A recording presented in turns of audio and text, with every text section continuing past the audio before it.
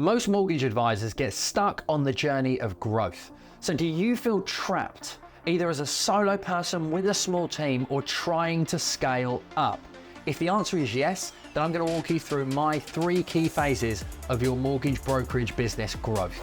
My name's Gary Das. I've been advising since 2003 and building my business since 2006. And I've now had the pleasure of working with more than 700 financial services advisors just like you, wanting to build a business, income, and lifestyle that they love. And on this channel, they are the 3 problems that we try to solve: how to generate leads, increase sales, and maximize your business profits. We know that only 25% of our viewers are currently subscribing to the channel. Oh, come on! So in order for us to make this channel better, to bring you more content, to put more time and energy into recording interviews with experts, and to create our own studio to make the content better for you, we just need you to hit that subscribe button, make sure that you like the video, and comment below with any questions or concerns that you have. By the end of this video, you're going to know exactly where you are in the journey of trying to build a business, income, and lifestyle that you love. But more importantly, that you're going to know how to get to the next step in your journey to create that lifestyle that you truly want to build. So the first stage is startup. That's where you've just began your business. Now, we know that when you get the exams, it teaches you nothing about doing the job on a day-to-day basis.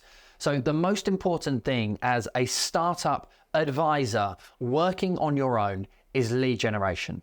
We've done loads of videos on this channel around how to attract your ideal clients, but the first thing that you need to do is to ring everybody that you know, email every single person in your database, and tell everyone that you meet, from the supermarket to the gym, I am a mortgage advisor and I would love to help you buy, refinance, or invest in property. The more people who know what you do, the better that your business that you're going to have in the future.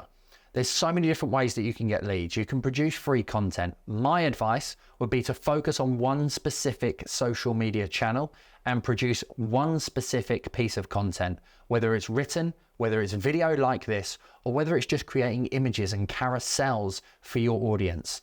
The power of one is truly transformational. In 2016, all I did was focus on my Facebook profile. I then began to join Facebook groups, and in 2017, I got myself out networking to meet people, where I just got them onto my social media rather than giving out a business card, because then they would begin to see the awesome content that I was creating. So focus on becoming known for what you do.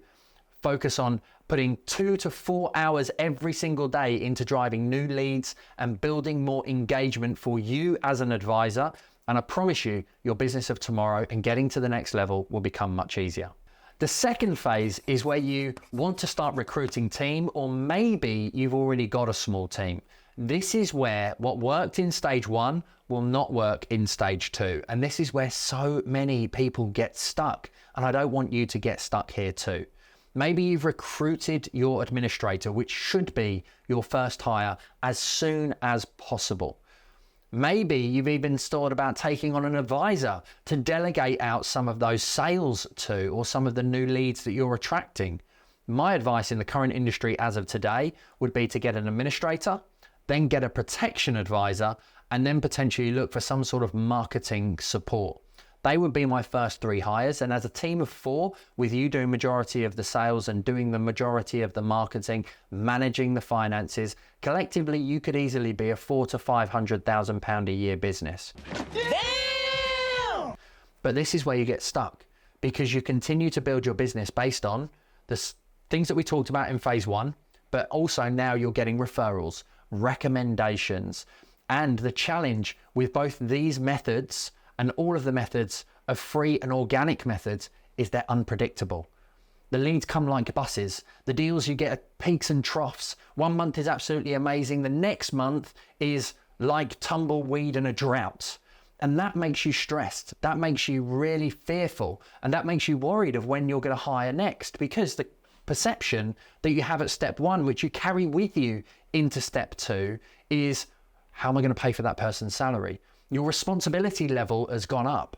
You know, where are my leads coming from? Oh my God, the market has changed. The industry is different. The interest rates are rising. All of these external forces and excuses that what you did to get to where you are isn't going to get you to where you want to go. So you have to transform and change in order to be able to remove yourself from that fear and anxiety and to get yourself into a predictable, scalable model. So that second step is where you can either stay trapped or you can grow through it. And I would like you to grow through it to the next phase in step 3. The third phase is where I feel you truly become a business owner. And this is having a team of somewhere between about 4 to 12 people. You've removed yourself from a lot of the day-to-day advising, which is a trap that most advisors get stuck in on this journey. But this is where you really have a business. If you've got a small team and you're still doing the majority of the business, this is why you feel that fear, anxiety, frustration, and worry. And trust me, it's a mindset trap. I took so much gratification from doing the fact find, from placing the business, from making the sale, from putting the numbers on the board, from generating the income. What I had to comprehend and come to terms with to get into the seat which I now sit, where I have a team and a business that can run without me, is understanding that I take pleasure in their results, knowing that they're doing the best for our clients. I have an overview like a bird's eye, and I'm able to come in and solve problems when needed. If you've ever watched the Rocky movies, you know, Rocky was the one who was in the ring. He was fighting. He was doing everything. Then you had Apollo Creed when he lost that fight, I think against Draco, where he came in and Apollo Creed helped him to train him and become the champion that he was. And then in the third phase of Rocky's journey, he's no longer the fighter. He's now coaching and mentoring somebody else. And that's the journey that you need to go on in your business to build a business income and lifestyle that you love. Being the advisor is what keeps you mentally and financially trapped. And it's what I help my clients to overcome, is building a business that can run autonomously, where maybe you choose to still do a bit of advising. I still do 20, 30 grand per year, but the business doesn't need me to do that. I do that to keep my finger on the pulse, to assess the systems, to track if we're working efficiently and effectively, and to make sure that I've got my finger on the pulse to manage and lead my team. So let me ask you, where are you in this journey of being a mortgage or financial services professional? Are you at phase number 1, just starting out in that early doors? Maybe it's just you and a PA.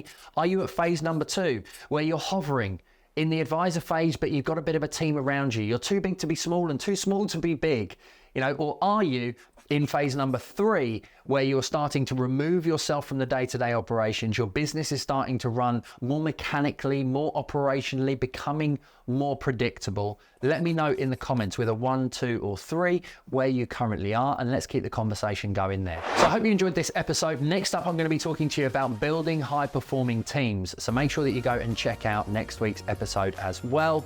And if you like this video and the channel, then please don't forget to subscribe, as I said to you right at the very beginning.